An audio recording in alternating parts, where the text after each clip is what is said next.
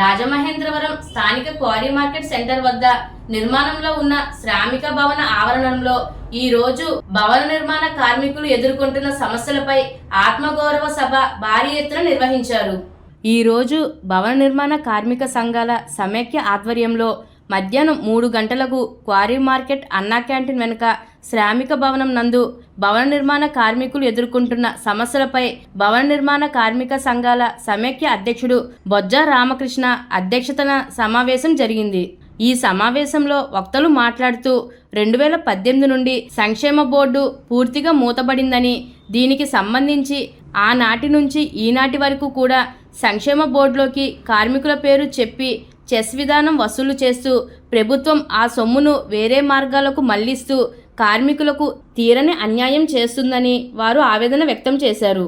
ఈ కార్యక్రమంలో Godavari electrical workers trade union president Bojja Ramakrishna, secretary Asapu Srinivas, Bujji, Vishwakarma వడ్రంగి పనివాళ్ల సంఘం president Devagupta Srinivas, secretary Pileenium Veerababu, Rajamahendravaram plumber workers trade union president Kondapalli Nageswararao, secretary Rambabu, Rajaraja Narendra painters workers trade union president Kurapati Rajanna, Reddy Venkatappalanaidu, building workers trade union president Balusu Nageswararao, secretary Rajasekhar, Vighneswara board centering workers trade union president Sunkara Venkateswararao, secretary Meesala Ganesh Kumar, rod binding and centering workers welfare association president ARV Malleswararao, secretary Amalapuram electrical union జిల్లా నాయకులు కట్టా వెంకటరమణ, అమలాపురం తాపీ పనివాళ్ల సంఘం president Krishna, Ramachandrapuram Appari Srinivas మరియు వివిధ జిల్లాల నుండి విచ్చేసినటువంటి ప్రతి ఒక్క కార్మికుడికి పేరు పేరున ధన్యవాదాలు, అభినందనలు తెలియజేశారు. సంక్షేమ బోర్డుని వెంటనే సంక్షేమ బోర్డుని వెంటనే సంక్షేమ బోర్డుని వెంటనే భవన నిర్మాణ కార్మికుల ఐక్యత భవన నిర్మాణ కార్మికుల ఐక్యత సంక్షేమ బోర్డుని వెంటనే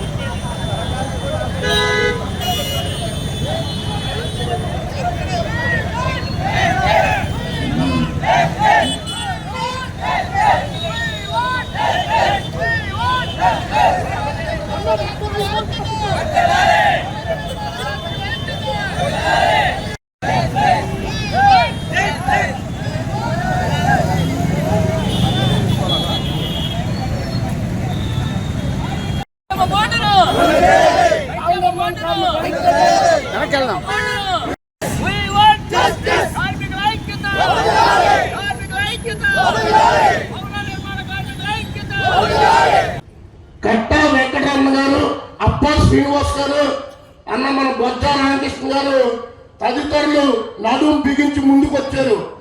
ఇది ఏది కూడా మా ఎవరికి మా ఒక్కరి ప్రయోజనం కోసం కాదు, రేపటి కోసం, మీ అందరి కోసం రేపటి కోసం.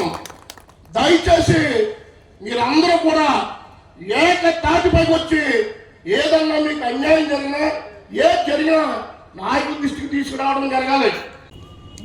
సంక్షేమ పథకాలన్నీ మీ అందరికీ తెలిసినవి కాబట్టి వాటి జోలికి పోవటం లేదు. ఒక కార్మికుడు మరణిస్తే ఆ కార్మికుని కుటుంబం రోడ్డున పడుతుంది అనేటటువంటిది మనందరికీ తెలిసినటువంటిది. సహజ మరణానికి బీమా ఉండాలి, కుటుంబం యొక్క రక్షణ భద్రతకు ఒక భరోసా ఉండాలనేటటువంటి సంకల్పంతోనే మన బిఓసి బోర్డును ఏర్పాటు చేశారు. ఇది ఏమీ ఆషామాషిగా ఏర్పాటైనటువంటిది కాదు. అనేక ఉద్యమాలు కార్మిక వర్గం రోడ్డు మీద వచ్చి ఉద్యమం చేస్తే ఉద్యమాల ఫలితంగా ఏర్పడింది. ఆ బోర్డు సుప్రీంకోర్టు యొక్క తీర్పుతో ఏర్పడింది అనేటటువంటి విషయం మీరందరికీ తెలిసినటువంటిది. మీరందరు నాయకులు, దాదాపుగా ఇక్కడ హాజరైనటువంటి వాళ్ళలో 50%. నేను ఇప్పుడు చెప్పేది ఏంటంటే, మనం ఏదైతే సంక్షేమ బోర్డు పథకాలు అడుగుతున్నామో అవి పండగ నాటికి ఇస్తామని చెప్పి ప్రభుత్వం నుంచి ఒక వార్త వచ్చింది. అంటే మేము మన కార్మికులందరూ బయట మన ఎవరికి కలెక్టర్ గారికి మంత్రికి వినతిపత్రాలు ఇస్తున్నారు రాష్ట్ర వ్యాప్తంగా. అది ఎవరో ట్రేడ్ యూనియన్లు, మన కార్మిక సంఘాలు, ఏటీసీలు, టీఎన్టీసీలు ఇవన్నీ ఇస్తున్నారు. అలా కాకుండా మనం భవన కార్మికుల ఆత్మగౌరవ సభ రామచంద్రబాబు పెట్టడం, అక్కడ మంత్రి గారిని పిలవడం, మన సమస్యలని చెప్పడం, ఆయన సానుకూలంగా స్పందించి ఒక నెల రోజుల్లో మిమ్మల్ని పిలిచి మేము చెప్తామని చెప్పారు. అలాగే మనం వైజాగ్ వెళ్ళాం, మాట్లాడడం, ఆ వీడియోలన్నీ గ్రూప్లో పెట్టాం. మీ అందరికీ తెలిసిందే. ఒక నెల ఈ పండగలోగా పండగకి మేము ఈ 3 పథకాలు రిలీజ్ చేస్తాం మనకు హామీ ఇచ్చారు. చూద్దాం, వేచి చూద్దాం. ఈ పండగలకి ఇంకో 15 రోజులు కూడా వేచి చూద్దాం. అంతకే మనకి ఈ పని అవ్వకపోతే మన ఏదైతే ట్రేడ్ యూనియన్లే కాదు అన్ని సంఘాలను కలుపుకుని మన కార్మికులందరూ కలిపి రాష్ట్ర వ్యాప్తంగా ఒక నిరసన తెలియజేస్తే మనకి ఎందుకు రాదని చెప్పి నేను అడుగుతున్నాను మీ అందరినీ. 4 అడుగులు వెనక వేసినంత మాత్రాన వచ్చిన నష్టం లేదు.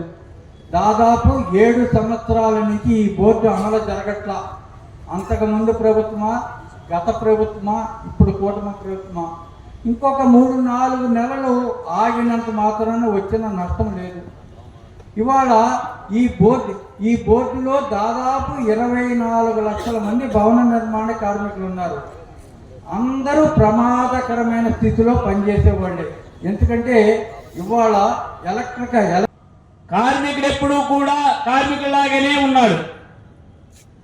ప్రభుత్వాలు మారుతున్నాయి, కార్మికుడు తలరాత మారట్లేదు. ఇది అవునా కాదా చెప్పండి. అలాగే మరి ఏదైతే గతంలో 2009 కానించి అనేక సంక్షేమ ఫలాలను అనుభవించిన మనము, మరి మీ అందరికీ తెలుసు 2018 ఎండింగ్ అయిపోయింది, 2025లో వచ్చేసాం మనం. ఈ రోజున ఒక కార్మికుడు రోడ్డుపై పని చనిపోతే దిక్కుతోచని పరిస్థితిలో ఉంటే ₹1 కూడా ప్రభుత్వం నుంచి రాకపోతే ఎంత అత్యంత దారుణం కాదా అని నేను అడుగుతున్నా. ఈ వ్యక్తి ఈ మధ్యకాలంలో చనిపోయారు. సో భవన నిర్మాణ కార్డు ఎందుకు ఉన్నది? ఈ కార్డు ఉంటే అదే వ్యక్తికి రోడ్డు మీద పడిపోయే వ్యక్తి చనిపోయాడు, 5 లక్షల రూపాయలు వచ్చేది. ఈరోజు ₹1 కూడా భవన నిర్మాణ కార్మికుడికి లేదు. ఆంధ్రప్రదేశ్లో ఉన్న కార్మికుడు ఈ రోజుకి ఏమైనా పనులు ఉన్నాయా? ఒక సంక్షేమ బోర్డు ఉంది. మీరు బిల్డింగ్ కడితేనే, మనమందరం బిల్డింగ్ కడితేనే ప్రభుత్వానికి సంక్షేమం నుంచి చెస్ అనే రూపంలో డబ్బు వస్తుంది. చెస్ అనే రూపంలో డబ్బు వస్తుంది. ఇది ప్రభుత్వం జోబిలో, ఎవరు జోబిలో, ఏ ముఖ్యమంత్రి జోబిలో, ఏ ఉప ముఖ్యమంత్రి జోబిలో కానీ, ఎమ్మెల్యే జోబిలో కానీ, మంత్రుల జోబిలో కానీ, ఎవరి జోబిలో తీసి మనకు రూపాయి కట్టనవసరం పని లేదు. మన డబ్బు మనకు ఉంది.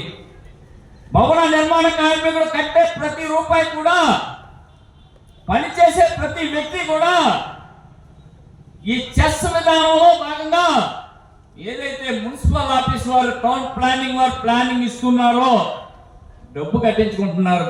ఆ యొక్క బిల్డర్ ద్వారా డబ్బు కట్టించు